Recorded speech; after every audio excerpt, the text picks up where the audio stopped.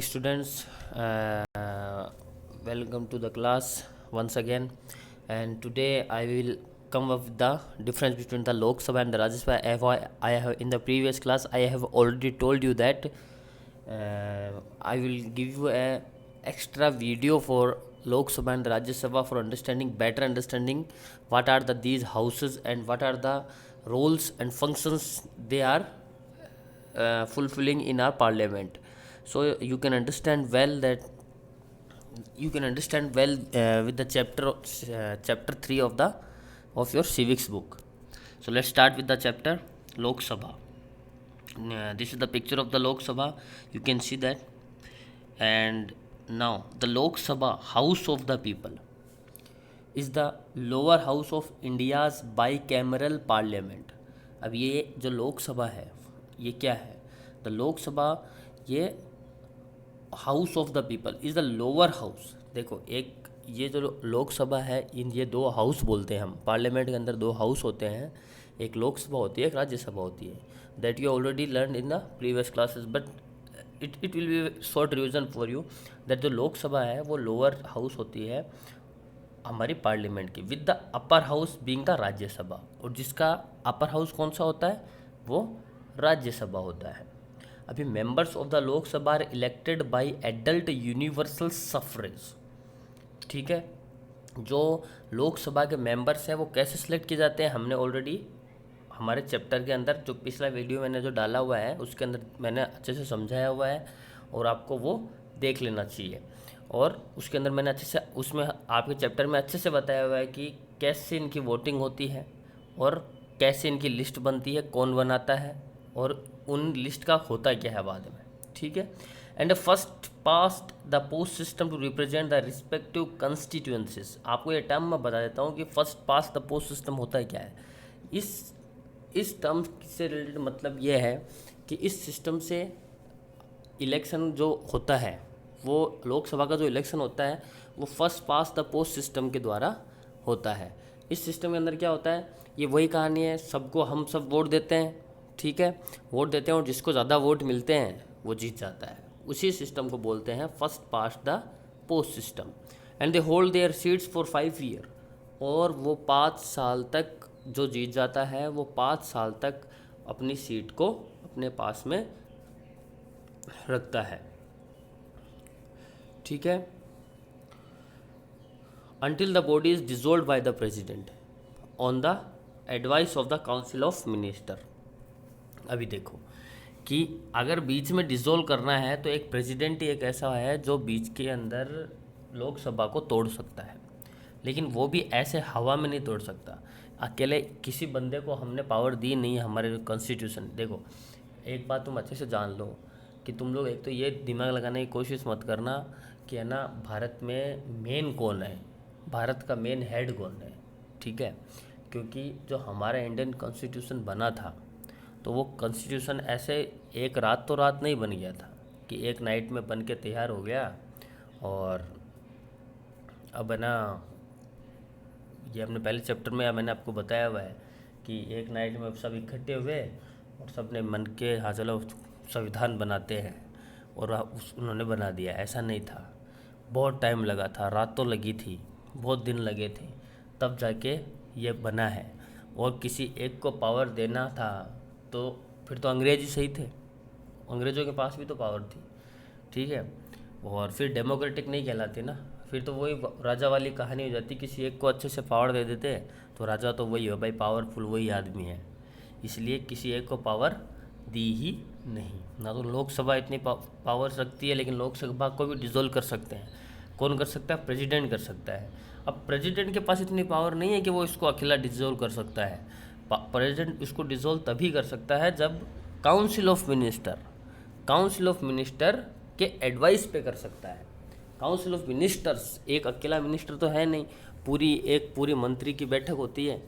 ठीक है, पूरी मंत्रिमंडल होता है पूरा का पूरा, वो सारे एक साथ जब बोलते हैं, एडवाइस करते हैं प्रेसिडेंट को, तब वो डिसॉल्व कर सकता है. ऐसे वो नहीं कर सकता, इसका अलग प्रोसीजर होता है और ऐसे इतनी आसानी से नहीं होती है. The house meets in the Lok Sabha chamber of the संसद भवन इन न्यू दिल्ली. अभी देखो, जो लोकसभा की जितनी मीटिंग होती है अभी एट प्रेजेंट, वो जो दिल्ली का संसद भवन है ना, वहाँ पे होती है। ठीक है,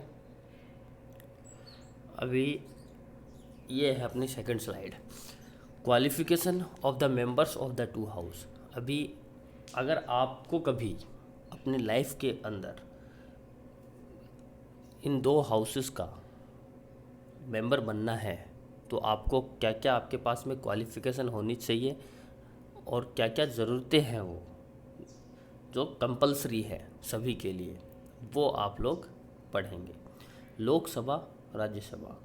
लोकसभा की देखो, should be an Indian citizen. Rajya Sabha की should be an Indian citizen. दोनों ही हाउसेस के अंदर सबसे पहली रिक्वायरमेंट ये होती है कि वो भारत का नागरिक होना चाहिए, मतलब कि उसको वोट देने का अधिकार होना चाहिए और वो भारत का होना चाहिए। ऐसे नहीं कोई बाहर अमेरिका में रह रहा हो, उसको सिटीजनशिप तो अमेरिकन है लेकिन वो भारत में आके वोट देता है, ऐसा नहीं होना चाहिए। वो वोट मतलब भारत का है रहने वाला, जन्म उसका भारत में हुआ था लेकिन रहता बाहर है, एनआरआई है कुल मिला के, वो नहीं बन सकता। ठीक है, उसको सिटीजनशिप तो इंडिया की होनी ही चाहिए। उसके बाद में not less than 25 year of age for the Lok Sabha, not less than 30 year of age for the Rajya Sabha. अभी देखो लोकसभा का अपने लिए ज़्यादा इम्पोर्टेंट है, तो 25 साल की से कम नहीं होना चाहिए। जो इलेक्शन लड़ता है लोकसभा का या राज्यसभा का, जो लोकसभा का लड़ता है उसकी जो एज है वो बिलो 25 नहीं होनी चाहिए, और जो राज्यसभा का लड़ रहा है वो उसकी 30 साल से कम नहीं होनी चाहिए।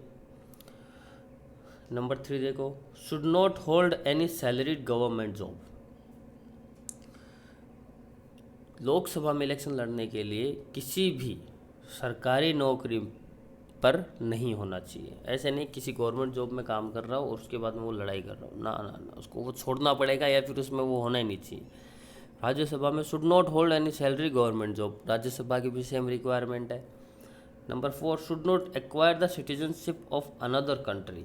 ये तो मैंने आप लोग को बता दिया है, किसी दूसरे कंट्री की सिटीजनशिप उसको प्राप्त नहीं होनी चाहिए, क्योंकि सीधी सी बात है, दूसरी कंट्री की सिटीजन प्राप्त करने वाले को अगर परमिशन दे दी जाए इलेक्शन लड़ने के लिए तो वो क्या करेगा, वो अपने कंट्री के लिए बोलेगा, वो अपने वो जो वहाँ का जो सिटीज़न मिला हुआ है वहाँ कि हमारी जो सिक्योरिटी है उसको खतरा है, क्योंकि ये जो इतने पावरफुल लोग होते हैं इनके पास में हमारी इन्फॉर्मेशन भी बहुत ज़्यादा होती है, और इन्फॉर्मेशन ज़्यादा होती है तो उसका लीक होना भी जायज़ है। तो उसका लीक होगा, किसी दूसरे देश की सिटीजनशिप उस आदमी को मिलेगी तो वो वहाँ तक पहुँचा सकता है। इसलिए ये सिस्टम ही चेंज बंद कर दिया है कि किसी दूसरे कंट्री की सिटीजनशिप वाले आदमी को इलेक्शन लड़ने का ही अधिकार नहीं है। ठीक है, चाहे लोकसभा का हो चाहे वो राज्यसभा का इलेक्शन हो। उसके बाद में शुड बी मेंटली साउंड। अभी देखो इसका क्या मतलब है, मेंटली साउंड मतलब कि वो दिमाग से परिपक्व होना चाहिए, वो मैच्योर होना चाहिए। थोड़े मंद बुद्धि पागल होते ना, वो लोग इलेक्शन नहीं लड़ सकते। ठीक है, शुड नॉट बी बैंकरप्ट, दिवालिया घोषित किया हुआ नहीं होना चाहिए। अब बैंकरप्ट का मतलब होता है कंगाल, दिवालिया घोषित हुआ यानी कि जैसे कि बैंक के छापे वापे पड़ना और उसके बाद में ना घर पे कुछ बाकी नहीं रहना, ना नौकरी है ना कुछ है, ना पैसा है ना धन दौलत है, कुछ नहीं है, जितनी भी चीज़ें थी सारी की सारी बैंक के पास पड़ी रहना, क्योंकि वो बैंक का लोन इतना ज़्यादा हो जाता है कि इसलिए बोलते हैं, हम लोग बोलते हैं ना उसका तो दिवालिया घोषित हो गया। वो नहीं हुआ होना चाहिए। जब वो हो रखा है तो वो इलेक्शन नहीं लड़ सकता। वो दूसरों के बारे में कैसे सोचेगा।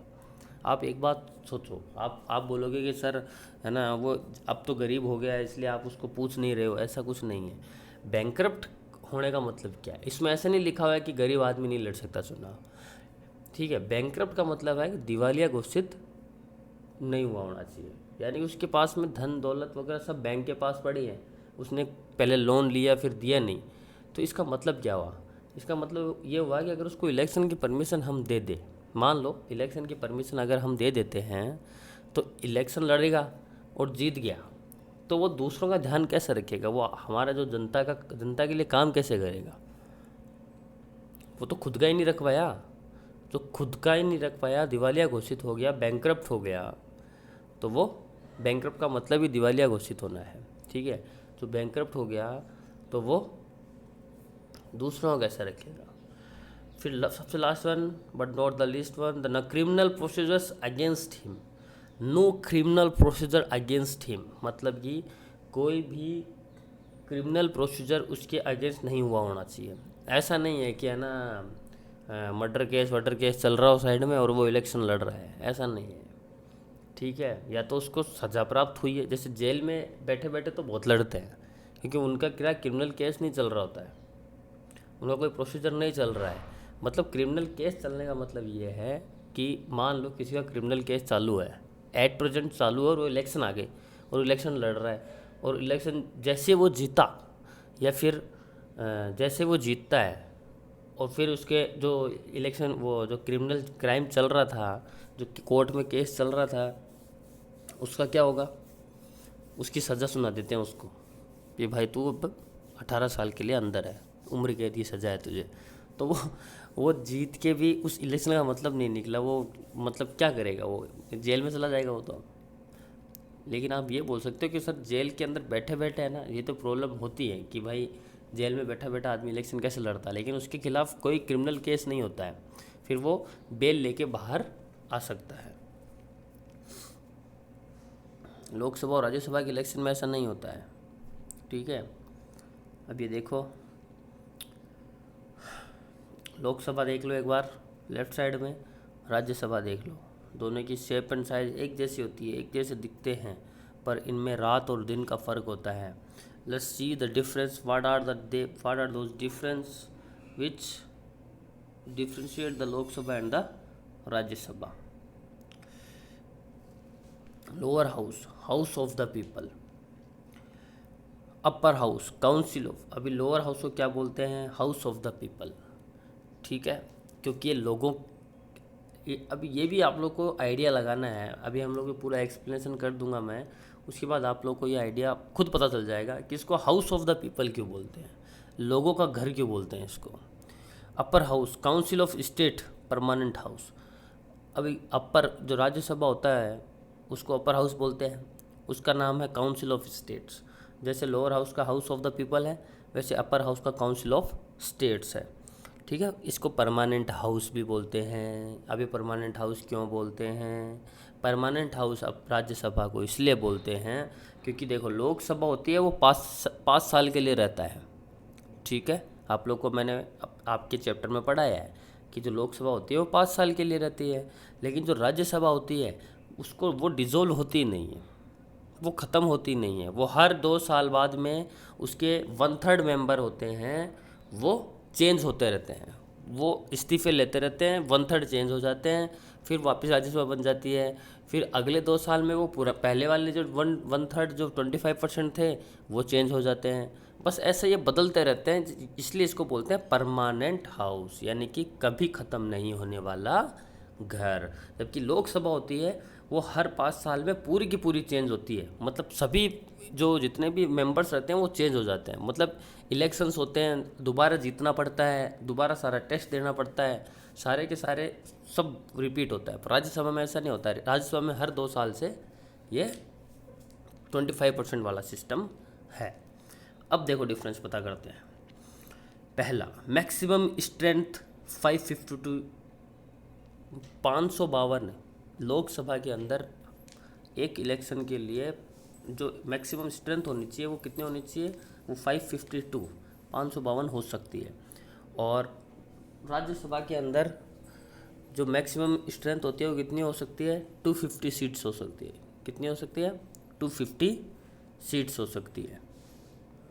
मतलब कि ऐसा ज़रूरी नहीं है कि हर बार 552 होगी ही, हर बार 250 होगी ही, ऐसा कोई कंपल्सरी नहीं, पर इनसे ज़्यादा नहीं हो सकती, ठीक है। इनसे नीचे रहती है, कभी 543 रहती है, कभी 542 रहती है, कभी 548 रहता है, ऐसे रहता है। लेकिन कभी भी ऐसा नहीं होता है कि 552 को क्रॉस कर रही है, ठीक है। और वैसे ही राज्यसभा के 250 के अंदर राज्यसभा फॉर्म हो जाती है।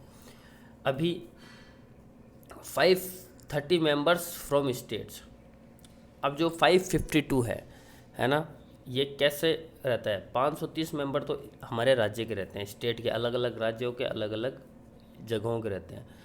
और राज्यसभा के 238 seats selected by the states and union territories and 12 members nominated by president. इसको बाद में समझेंगे, पहले लोकसभा का देख लो ताकि तुम्हें अच्छे से समझ में आ जाए। 530 members from states, 20 members from the union territories. अभी हमारे पास जो यूनियन टेरिटरीज है, आप लोग का होमवर्क क्वेश्चन यही है, आप लोगों को पता लगाना है कि आपके इंडिया में स्टेट कितने हैं अभी लेटेस्ट में एट प्रेजेंट, ठीक है। क्योंकि आधों को तो गधों को यही पता नहीं है, वो अभी पहले जो होता था ना वैसे ही याद रखा हुआ है, उन्होंने रट्टा मारा हुआ है। एट प्रेजेंट कितने स्टेट हैं और कितने यूनियन टेरिटरीज है अपने, और जो लेटेस्ट नए हैं वो कौन कौन से हैं। 20 मेंबर्स फ्रॉम यूनियन टेरिटरीज, 20 जो मेंबर्स होंगे वो यूनियन टेरिटरीज से लिए जाएंगे। 2 members from Anglo Indian community. अभी एंग्लो इंडियन कम्युनिटी जो होती है उनसे 2 मेंबर्स लिए जाएंगे, ठीक है।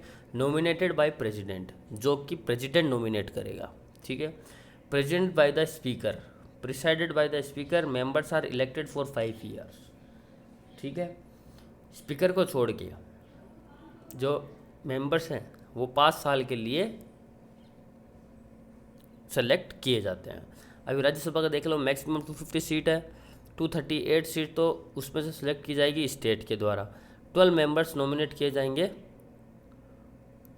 प्रेसिडेंट के द्वारा, हो गए 250। Presided by the chairman vice president, members are elected for 6 year, और ये 6 साल के लिए मेंबर्स इलेक्ट किया जाता है, ठीक है। 6 साल के बाद में वही 25% वाला सिस्टम हो जाता है, इसमें हर दोस्त छुट्टी पे चला जाता है। अभी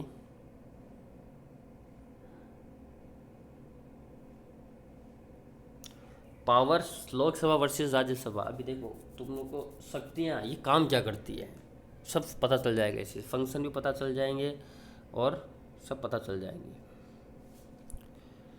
sorry for the interruption. Lok Sabha has certain powers that make it more powerful than the Rajya Sabha. अभी लोकसभा के पास में कुछ पावर्स ऐसी होती हैं जो राज्यसभा से उसको स्ट्रॉन्ग बनाती है। Motions of no confidence against the government can be introduce and passed in the Lok Sabha if passed by majority vote the prime minister and the council of minister resign collectively. The Rajya Sabha has no power over such a motion and hence has no real power over the executive. मतलब कि आप लोग को यहाँ पे ज़्यादा नहीं समझना है, क्योंकि आगे आप लोग के जब आएगा तो अब आप लोग को समझ में आएगा। अभी आप लोग का टॉपिक इतना बड़ा नहीं है, फिर भी मैं आपको बता देता हूँ कि जो पावर है वो क्या है, कि कोई भी ऐसा कॉन्फिडेंशियल, मतलब कि कोई भी कॉन्फिडेंशियल जो बिल रहता है जो हम एकदम से बाहर लीक नहीं कर सकते, है ना, वो लोकसभा के अंदर पास किया जा सकता है और राज्यसभा के अंदर पास वो नहीं किया जा सकता। तो Rajya Sabha has no power over such a motion and hence that no real power over the executive. This is because the constitution of India has only made the union council of minister responsible to the Lok Sabha not to the Rajya Sabha. जो union council of minister है वो लोकसभा के लिए ही responsible है, वो राज्यसभा को कोई answer देने के हकदार में नहीं है। Money bill can only be introduce in the Lok Sabha. आप लोग ये समझ लो, मनी बिल जो होता है वो केवल लोकसभा में इंट्रोड्यूस किया जा सकता है। कोई भी जो बिल होता है ना, बिल पास अभी हम लोग पढ़ते हैं ना, आप लोग कभी कभी न्यूज़ देखते होगे, समझ में नहीं आता होगा पर देखते होगे कि हाँ ये बिल पास हो गया, ये लोकसभा में बिल पास हो गया। तो वैसे ही जो मनी बिल है वो लोकसभा के अंदर इंट्रोड्यूस किया जा सकता है and upon being passed are sent to the Rajya Sabha, और पास होने के बाद में उसको राज्यसभा में भेजना ज़रूरी है। Where it can be deliberated on for up to 14 days, और जहाँ पे वो 14 दिनों तक उसको डेलिब्रेट किया जा सकता है। If not rejected by the Rajya Sabha, अगर वो उन 14 डेज के अंदर रिजेक्ट नहीं होता है और 14 days lapse from the introduction of the bill in the Rajya Sabha without any action by the house और recommendations made by the Rajya Sabha are not accepted by the Lok Sabha, the bill is considered passed. The budget is presented in the Lok Sabha by the finance minister in the name of the president of India. मतलब कि वो 14 days के अंदर अगर वो पास नहीं होता है, अगर उसके अंदर राज्यसभा को तकलीफ नहीं होती है, तो वो 14 डेज़ के अंदर अंदर उसको वापस भेजना पड़ता है, तब जाके वो बिल पास होता है, ठीक है। Equal power with the Rajya Sabha is initiating and passing any bill for constitutional amendment by a majority of the total membership of the house and at least 2/3 majority of the member present and voting। बस system बराबर दोनों का यही है कि दोनों के पास power एक जैसी कब आती है कि भाई कोई भी बिल जब पास होता है तो दोनों मेंबर्स के 2/3 यानी कि 75% जो 2/3 मेंबर होते हैं वो राजी होने चाहिए उस बिल को लेके। Equal power with the Rajya Sabha is initiating and passing a motion for the impeachment of the president by 2/3 of the membership of the house. Same है, equal power with the Rajya Sabha is impeachment process for the of the judges of the Supreme Court and the state high courts by a majority of the membership of the house and at least 2/3 majority of the member prestige voting who can then removed by the president। पहले आपको ये election system of India के लिए समझना पड़ेगा, उसके बाद में आप लोगों को ये सारी चीज़ें समझ में आएगी। ठीक है, अब देखो the maximum strength of the house invest by the constitution India is 552। तो लोकसभा होती है ना हमारी, उसकी जो मैक्सिमम स्ट्रेंथ है वो 552 हो सकती है, which is made up by election of 530 members और 530 total election member to represent the states, up to 20 member to represent the union territories and not more than 2 members of the Anglo Indian community be nominated by the president of India. मतलब 2 से ज़्यादा जो Anglo Indian जो हमने पढ़े थे ना president द्वारा नॉमिनेट किए जाते हैं वो 2 से ज़्यादा नहीं होने चाहिए। If in his opinion that community is not adequately represented in the house under the current laws the strength of Lok Sabha is 545 including 2 seats reserve for member of Anglo Indian community. मतलब 545 होनी चाहिए, 545 के अंदर 2 सीट जो होती है वो Anglo Indian community की रिजर्व होती है। The total elective membership is distributed among the states in the proportion to the population. A total of 131 seats are reserved for representation of scheduled caste and the quorum of the house is 10% of the total membership। तो आप लोग को ये basic समझ में आ गया होगा कि जो पार्लियामेंट होती है हमारी वो उसके अंदर ये जो लोकसभा और राज्यसभा है ये दोनों कैसे वर्क करती है, और इसको हम आगे डिटेल में हम लोग अपने बुक में पढ़ रहे हैं। लेकिन आप लोगों को यहाँ पे जानना ज़रूरी होगा कि जो पार्लियामेंट होती है वो वर्ड क्या है। वो पार्लियामेंट के अंदर जो ये 3 बॉडीज़ आती हैं लोकसभा, राज्यसभा, प्रेसिडेंट, उनके वर्क क्या क्या हैं, वो उनके फंक्शन क्या क्या हैं, तभी वो आप लोगों को वो पार्लियामेंट। अभी हम लोग जो हमारा जो चैप्टर 3 चल रहा है why do we need a parliament, हमें पार्लियामेंट की ज़रूरत क्यों पड़ती है, ये चैप्टर कंप्लीट होने के बाद आप लोग को ये पूरा समझ में आ जाएगा कि ये पूरा जो इतना भी इंडिया तो चल रहा है वो ये पार्लियामेंट ही चला रही है। ठीक है, जितने भी हमारी जो काम करती है वो पार्लियामेंट ही करती है, इनडायरेक्टली और डायरेक्टली घूम फिर के पूरा यहीं पे आ जा रहा है सारा का सारा। इसलिए आप लोग के लिए इम्पोर्टेंट है, इसलिए मैंने ये आप लोग के लिए एक्स्ट्रा वीडियो लेके आया हूँ। अभी देखो टर्म ऑफ द हाउस, अभी ये तो ऑलरेडी पढ़ लिया, लेकिन मैं एक बार रिपीट कर लेते हैं। The Lok Sabha unless sooner dissolve continues to operate for 5 year from the date appointed for its first meeting and the experience of the period of 5 years. ये वही बता रहा है कि लोकसभा का जो हाउस का होता है वो 5 साल के लिए होता है। However while a proclamation of emergency is in operation this period may be extended by parliament by law for a period not exceeding 1 year at a time and not extending in any case beyond a period of 6 months after the proclamation has ceased to operate।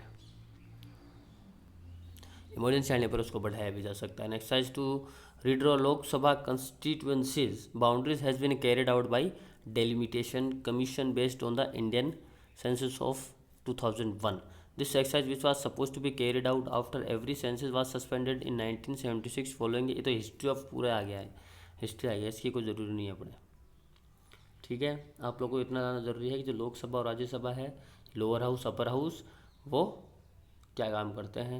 आप लोग को अब एक तो ये इसका screenshot ले लो और इसको लिख लेना, ये बहुत इंपॉर्टेंट है क्वालिफिकेशन आप लोगों के लिए। और ये जो डिफरेंस है इसको लिख लेना, ये आप लोग को पढ़ना है, अभी ये सीखना ज़रूरी है। ठीक है, ओके। अभी जब वापस क्लास होगी तो हम वो चैप्टर पढ़ेंगे, तब वो चैप्टर जाके अच्छे से समझ में आएगा।